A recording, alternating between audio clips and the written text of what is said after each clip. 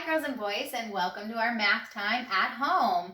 This morning I have some numbers up here on the board. The numbers start from 1 and they're going to go all the way through to 25. We're pretty accustomed to counting in the morning during math time. Usually we'd go all the way to 100, but for being at home we're going to start with 25.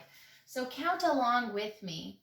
1, 2, 3, 4, 5, 6, 7, 8, 9, 10, 11, 12, not so fast, 13, 14, 15, 16, 17, 18, 19, 20, 21, 22, 23, 24, 25.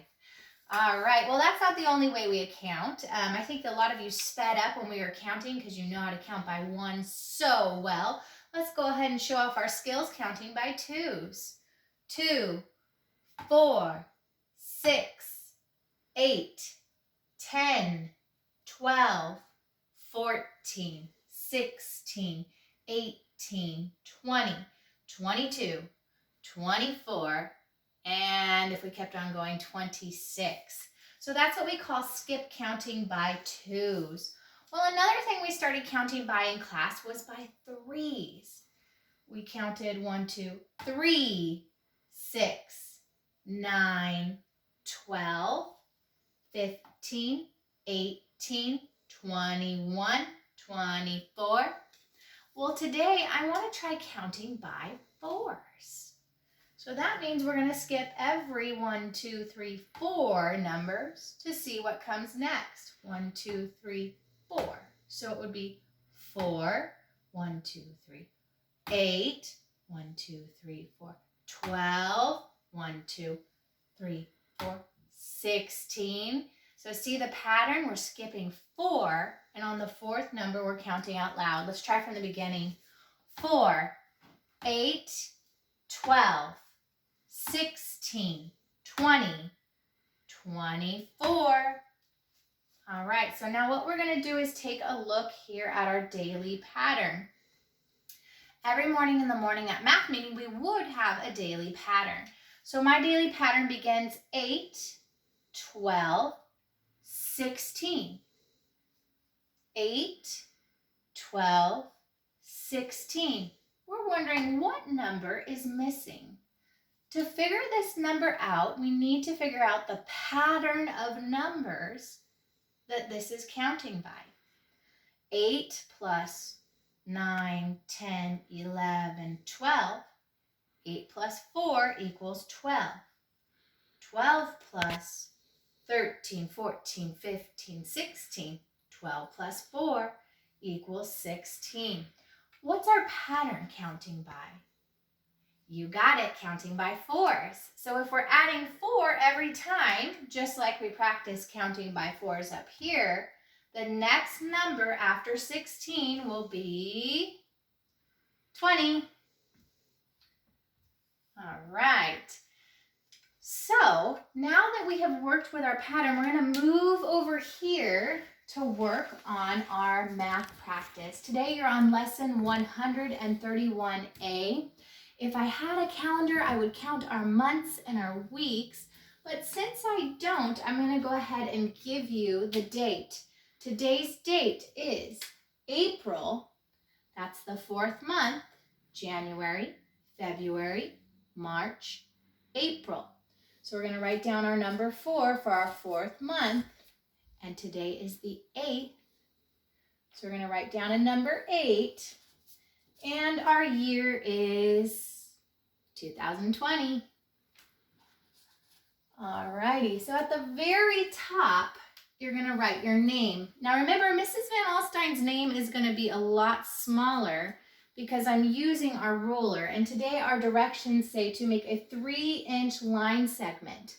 That means we're going to use our ruler, count 1 inch, 2 inch, 3 inches, and we are going to draw only from the 0 to the number 3 to measure 3 inches. Some of you will remember that a line segment means a piece of a line. Most lines have arrows on both sides that go on in either direction forever. But a line segment generally has a dot on this end and a dot on that end to tell us it's a piece of a larger line. So this piece of a line is 3 inches. Go ahead and write your names now.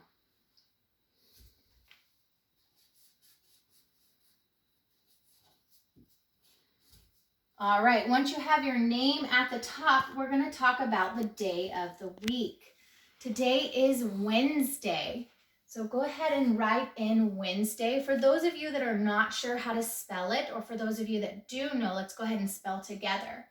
W-E-D-N-E-S-D-A-Y, Wednesday. And since we are on the 8th day of April, when we make our tally marks, we're going to be making 8 tally marks. How many groups of 5 will I have in the number 8? Okay, that's right. I'm going to have one group of 5. 1, 2, 3, 4, 5. And then I'm going to have 3 extras. 6, 7, 8. Now over here it says, write the number 118 on the place value chart. Our place value has ones, tens, and hundreds. My number is 118. Now your question asks for you to circle the digit. Remember, digit is a fancy word that means number. Circle the digit that tells the number of tens. Which number is in the tens place, girls and boys? Nicely done. It is a 1. Now, which one is in the tens place? Is it the second one, well, the first one, or the second one? Is it in this place or this place? It is in the tens place, which would be in the second space on our place value chart. So go ahead and circle the number that shows us the tens. That's the number 1. Now we're going to take a look at the thermometer. This is something you learned at home by watching videos. We didn't get to do this in class yet, but what you will notice about a thermometer is it goes up or it goes down. When it rises in temperature, the thermometer goes up. When it falls in temperature, the thermometer goes down. So today we're looking at where the thermometer has risen to, and it's not a very high temperature. The temperature here says 50 degrees.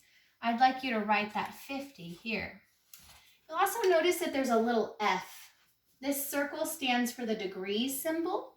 The little F stands for Fahrenheit. Later on, we're going to talk about Fahrenheit and Celsius. Now you're asked to write a sum went away story problem using numbers 9 and 2. A lot of you have gotten really good at doing your addition and subtraction. Pay careful attention in a word problem. This is a sum went away. Are we going to be adding or are we going to be subtracting today? There you go, some went away. That means you're going to be subtracting. So I'd like you to be creative with this. I am going to give you an example, but I want you to think of your own story problem. Some of you really like to play baseball. Some of you play football. Some of you really don't like sports that much at all. You prefer to read. So think of something that you enjoy and be creative with what you make up. So I'm going to start with something. Let me think. I am going to start with 9 spiders. 9 spiders. So I will write the number 9. 9 spiders.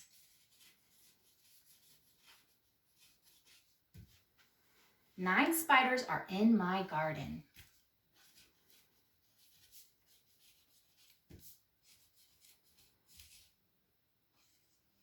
Oopsie, my garden.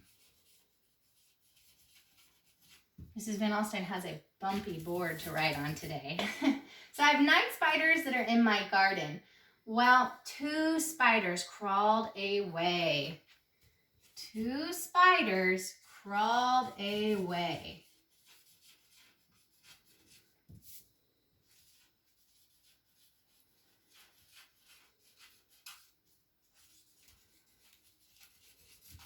Now, this is not the finishing product of my some went away story problem. I've stated what happened, but I haven't asked my question yet. 9 spiders are in my garden, 2 spiders crawled away. So now I need to finish my word problem. How many spiders are in my garden now? How many spiders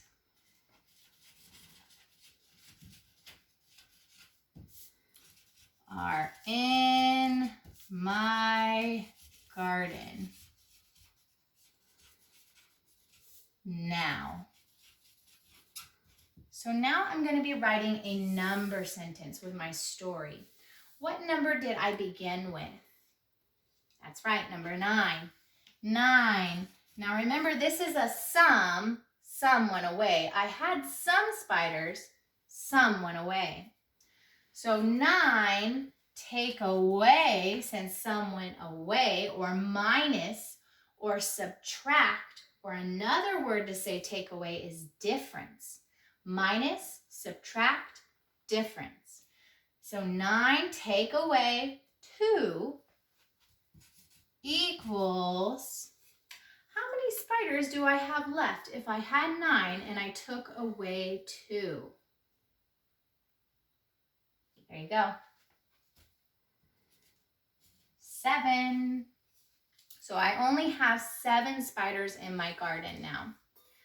Number 4 asks you to pay careful attention to the directions. It says color 2 flowers red. How many flowers will be red? 2. Go ahead and get your crayons, or yes, let's not use markers. We don't want it to bleed through to the back side. So go ahead and get your crayons out if you have those, or colored pencils, and you're going to be coloring 2 flowers red. And I'd like you to color 1 flower yellow. So Mrs. Van Alstyne is going to get her red and her yellow ready. Here we go. So 2 flowers are going to be red. 1 flower is going to be yellow.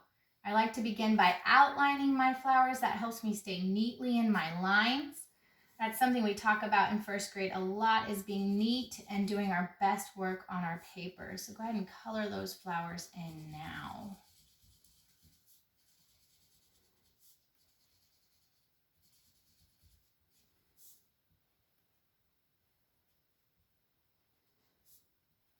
It's tricky to be neat on your surface when it's bumpy. So I'm hoping you have a nice flat surface and no bumpies to work with.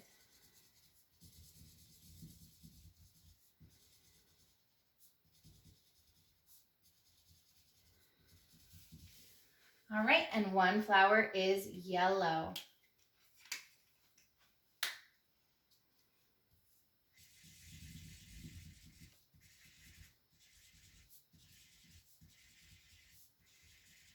Okay, and this last question has to do with our flowers that we've just colored in, so pay careful attention when you read it. Blank out of blank flowers are red. How many out of how many flowers are red? So the first thing you want to know is all together, out of. How many flowers total do we have? Correct, we have 3 total flowers. So out of 3, how many of the flowers are red? 1, 2. So 2 out of the 3 total flowers are red. Well done. How many pennies are shown here? Now this might look a little daunting. Daunting means a little bit too much to count.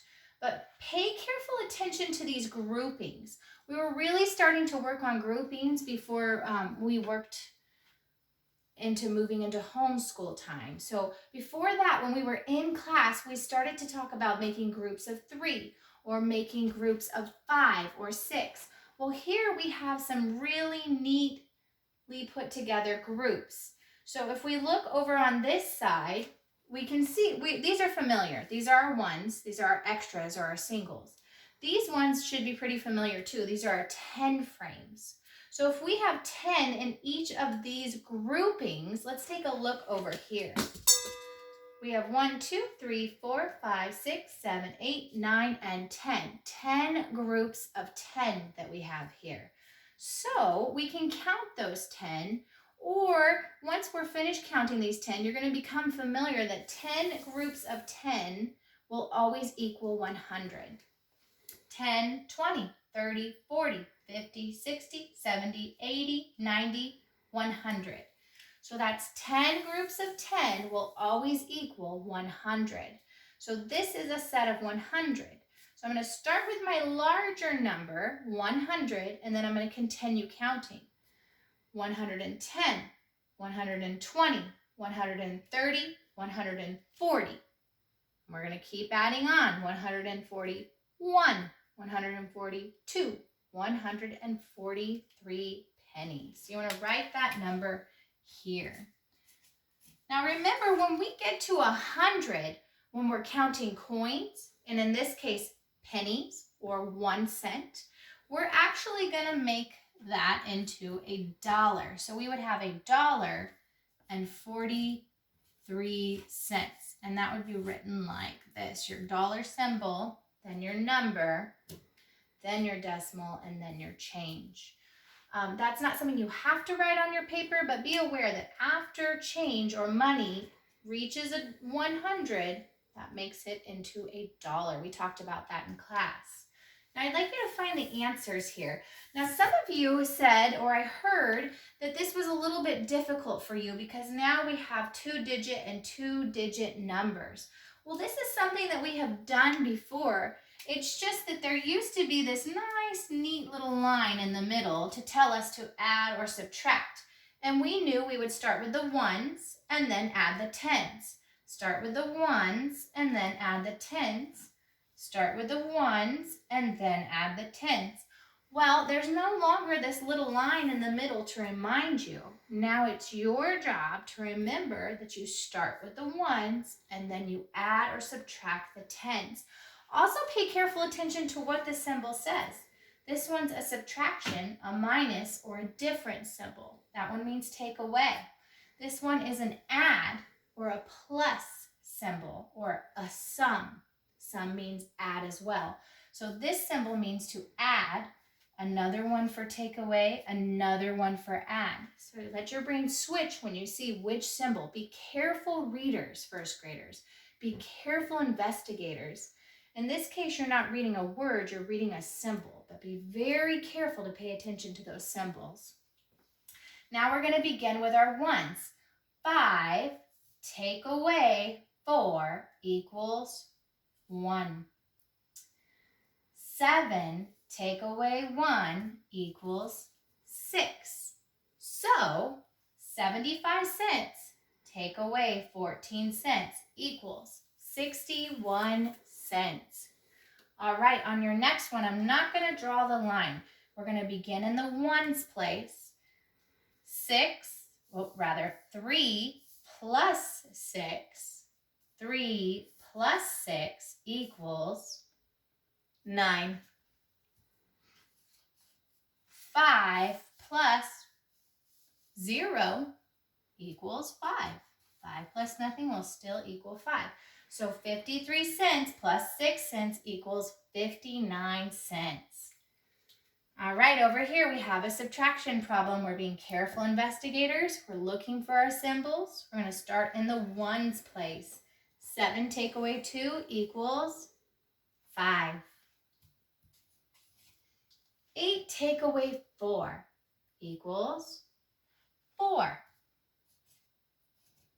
So 87 cents take away 42 cents equals 45 cents. Nice work, friends. We have one problem left on this side. So this one is telling us to add.